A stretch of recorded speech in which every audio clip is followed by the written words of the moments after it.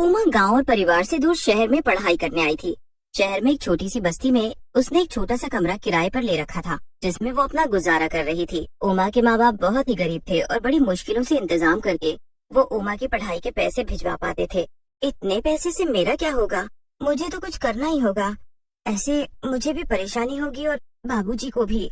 जब उमा के बाबूजी की चिट्ठी आई कि घर की छत गिर गई है, जिसकी वजह से वो इस बार कम पैसे भेज रहे हैं। उमा उस दिन बड़ी ही परेशान थी। वो शाम को बाजार से कुछ सामान लेने के लिए किराने की दुकान पर खड़ी ही थी कि तभी वहाँ एक चाइनीज लड़की आई और दुकान से पूछने लगी, क्या यहाँ आसपास कोई सस्ते में मुझे किराए पर कमरा मिल जाएगा? शीना इतना पूछकर चली जाती है, पर पीछे से उमा जल्दी से जाकर उसे रोकती है। अरे मैं भी इसी बस्ती में किराए के एक मकान में रहती हूँ। अच्छा तो तुम ही बता दो, अगर तुम्हारी नजर में कोई कमरा हो तो बस सस्ता सा हो, क्योंकि मैं इस शहर में नई हूँ और अकेली भी, मेरे पास अभी इतने पैसे नहीं है। हाँ मेरा हाल भी कुछ ऐसा ही है, अगर तुमको एतराज ना हो तो तुम मेरे साथ रह सकती हो, हम किराया आधा आधा बांट लेंगी। अरे वाह, ये तो अच्छा आइडिया है, मुझे कोई दिक्कत नहीं है। बस फिर शीना और उमा दोनों एक साथ रहने लगती हैं। दोनों की काफी अच्छी दोस्ती भी हो जाती है, पर कुछ दिनों बाद दोनों को पैसे की बड़ी परेशानी होने लगती है। दोनों के पास ही ज्यादा पैसे नहीं बचते। समझ नहीं आ रहा क्या करूं, बाबूजी से भी पैसों के लिए नहीं बोल सकती, मेरा तो इस दुनिया में कोई नहीं है, मैं तो किससे पैसे मांगूंगी? इस शहर में अगर रहना है तो हमें कोई काम तो देखना ही पड़ेगा। अरे पर तुम तो कॉलेज जाती हो, तुम कैसे कमा पाओगी? हम क्या कोई छोटा मोटा काम नहीं कर सकते? कोई छोटा मोटा काम ही खोल सकते हैं, कॉलेज से आने के बाद हम दोनों मिलकर कर लिया करेंगे। दोनों बहुत सोचती हैं, पर उनके दिमाग में कोई आइडिया ही नहीं आता। उसके बाद दोनों को बड़ी तेज भूख लगने लगती है। शीना फटाफट दोनों के लिए नूडल्स बनाकर लाती है।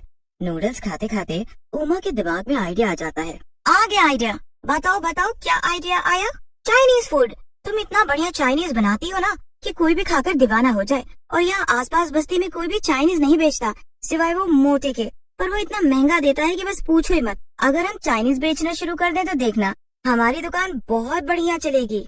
हाँ आइडिया तो बढ़िया है, मैं भी सारी चाइनीज चीजें बनाना जानती हूँ। हम कल से ही ये काम शुरू कर देते हैं और तुम उसमें मेरी मदद कर देना। शाम को बाजार में भीड़ भाड़ भी काफी रहती है और सब लोग खाने निकालते हैं। हाँ हम अपनी चाइनीज फूड का रेट कम रखेंगे तो देखना सब आएंगे हमारे पास। बस फिर क्या था, अगले ही दिन दोनों सहेलियां अपने अपने पैसे इकट्ठे करती हैं और उससे सामान ले आती हैं, और उमा इन सब में उसकी पूरी मदद करती है। दोनों मिलकर बस्ती के बाजार में अपना ठेला लगाकर खड़े हो जाते हैं। आइए आइए और स्वादिष्ट चाइनीज खाकर जाइए। आइए ना भैया, बस 10 रुपए से शुरू है, कोई भी आकर खाओ, बस 10 रुपए में। लोग 10 रुपए का नाम सुनकर हैरान रह जाते हैं और उसका चाइनीज फूड आकर खाने लगते हैं। जब लोग चाइनीज खाते हैं तो बस खाते ही रह जाते हैं। पहले दिन ही उनके यहाँ ऐसी भीड़ लगती है कि बस 2 घंटे में ही सब सामान खत्म हो जाता है। मुझे तो यकीन नहीं हो रहा हमारा सामान सारा बिक गया, पर मुझे तो पूरा यकीन था कि तुम्हारे हाथ का चाइनीज फूड खाकर सब उंगलियां चाटते रह जाएंगे। फिर दोनों खुशी खुशी घर आ जाती हैं। घर आकर वो दोनों मिलकर पैसे गिनती हैं और पहले दिन की कमाई से दोनों बहुत खुश हो जाती हैं। इससे अब तुम कल ही सबसे पहले अपने कॉलेज की फीस भर देना, बाकी पैसों से हम कल और सामान ले आएंगे। दोनों उस रात सुकून से सो जाते हैं। अगले दिन उमा अपने कॉलेज की फीस भी भर देती है। कॉलेज से आकर दोनों मिलकर बाजार से सामान लेकर आते हैं और फिर दोनों मिलकर सब सामान तैयार करके बाजार में भी लगा देते हैं। बाजार में पहुंचते ही लोगों की भारी भीड़ जमा हो जाती है। अरे बेटा, मेरे घर बहुत सारे मेहमान आए हुए हैं, तू जरा जल्दी से मुझे 10 प्लेट मोमोज और 100 रुपए के फ्राइज पैक करके दे दे। जी आंटी, बस अभी देते हैं। अब तो रोज ही शीना और उमा की चाइनीज फूड के ठेले पर इतनी भीड़ रहती थी कि सामान थोड़ी ही देर में खत्म हो जाता है। मोटे लाल की दुकान शीला और उमा के चाइनीज फूड की वजह से बिल्कुल ही चलना बंद हो जाती है, जिसकी वजह से उसे बड़ा दुख भी होता है और उन लड़कियों की तारीफ सुनकर उसे गुस्सा भी आता है। एक दिन वो खुद ग्राहक बनकर उनके ठेले पर ही पहुंच जाता है। आज जरा खा कर तो देखूं कि ऐसा क्या है इन लड़कियों के चाइनीज फूड में जो मोटे लाल की दुकान में नहीं। मोटे लाल जब उन लड़कियों के ठेले का चाइनीज खाता है तो खाता ही रह जाता है। उसे तब समझ आता है कि आखिर सच में शीना के हाथ में गजब का स्वाद है और दाम भी इतने कम है। मोटे लाल को अब उन दोनों से चिढ़ होने लगती है, पर उसे समझ ही नहीं आ रहा होता कि वो आखिर करे तो क्या करे। अब एक दिन शीना की तबीयत बहुत बिगड़ जाती है। उसे एकदम से चक्कर आ जाता है और वो गिर जाती है। उमा उसे डॉक्टर के पास लेकर जाती है, पर दवाइयों से भी वो ठीक नहीं हो पा रही थी। इसी वजह से अब ठेला लगाना बंद कर देती है और मोतीलाल फिर से खुश हो जाता है। मोतीलाल अपने लिए बड़ा ही खुश हो रहा था क्योंकि उसकी दुकानदारी फिर से होने लगती है। पर इधर शीना की हालत को देखकर उमा बड़ी परेशान होती है।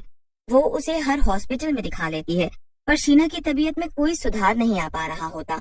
एक दिन की बात है जब शीना एकदम बीमार की हालत में बिस्तर पर पड़ी होती है और उमा उसके पास बैठी होती है, तो शीना उमा से बोलती है, मेरी वजह से आप हम ठेला भी नहीं लगा पा रहे हैं, अब तुम कॉलेज की फीस कैसे भरोगी? ऐसा बिल्कुल भी मत सोच शीना, तुम्हारी वजह ही से तो हम बल्कि इतना कमा पाए हैं और कॉलेज का फीस मैं भर दूंगी, तुम इसकी चिंता न करो। उमा शीना का बहुत ध्यान रखती है और पूरी रात उसी के पास बैठी रहती है। बैठे बैठे कब उमा की आंख लग जाती है उसे पता ही नहीं चलता। उमा के साथ शीना की भी आंख लग जाती है, पर शीना दोबारा कभी नहीं उठती। उमा से ये बात बर्दाश्त ही नहीं हो पाती। वो शीना के लिए बहुत रोती है। उमा पूरा दिन बस रोती रहती है। वो उस दिन खाना भी नहीं खाती। हर वक्त कोने में बैठी बस वो शीना को याद करती रहती है। अचानक उमा के कंधे पर एक हाथ आता है। उमा पीछे मुड़कर देखती है तो सामने एक चुड़ैल होती है। उमा बहुत डर जाती है। डरो मत, मैं शीना हूँ, तुम्हारी दोस्त। मैं तुम्हारी मदद करने आई हूँ। मुझे पता चला है तुम्हारे माँ बाप बहुत गरीब हैं और उनको तुमसे ही सारी उम्मीद है। चलो अब आंसू पोंछो और कुछ खा लो। मुझे पता है तुमने अभी तक कुछ भी नहीं खाया। उस दिन शीना अपने हाथों से उमा को खाना खिलाती है। अगले दिन उमा हिम्मत करके उठती है और कॉलेज जाती है। कॉलेज से आने के बाद वो शाम को अपना ठेला लगाने की तैयारी करती है। चुड़ैल बस फिर अपने हाथों को इतना फटाफट चलाती है कि उमा को देखती रह जाती है। फटाफट मोमोज बनाकर तैयार कर देती है। उमा तो ये सब देखकर हैरान रह जाती है। बाप रे बाप, तुम इतनी तेजी से कैसे ये सब कर सकती हो? बस फिर दोनों अपने चाइनीज फूड का ठेला लेकर चल पड़ती हैं। जैसे ही उमा बाजार में पहुंचती है सभी लोग खुशी खुशी उसके पास चाइनीज खाने आ जाते हैं। उमा सबको चाइनीज फूड खिलाती है और सब सामान बेचकर घर आ जाती है। देखो अब तुम्हारे पेपर आने वाले हैं तो तुम बस अपनी पढ़ाई पर ध्यान देना, पर बाकी सब वो सब मैं संभाल लूंगी, तुम उसकी चिंता मत करो। तुम बस पढ़ाई करना, ये तुम्हारे फाइनल पेपर हैं। मुझे कभी ये काम करके बुरा नहीं लगा और सच बताओ तो ये ठेला, ये मेहनत बस तुम्हारी ही है। अब बस भी करो। उस दिन के बाद चाइनीज बनाने वाली चुड़ैल अकेले ही सब संभाल लेती है और बस उमा अपनी पढ़ाई पर ध्यान देती है। शाम को वक्त निकालकर बस उसे 2 घंटे के लिए ठेले को संभालना होता है। चुड़ैल की मदद से उमा अच्छे से अपने पेपर्स देती है और जब उसका रिजल्ट आता है तो वो खुशी से पागल हो जाती है। मुझे तो यकीन ही नहीं हो रहा कि कॉलेज में मैंने टॉप किया है और अब मुझे स्कॉलरशिप मिल जाएगी। उमा फटाफट ये खुशखबरी अपनी सहेली शीना चुड़ैल को देती है। दोनों एक दूसरे के गले लग जाती हैं।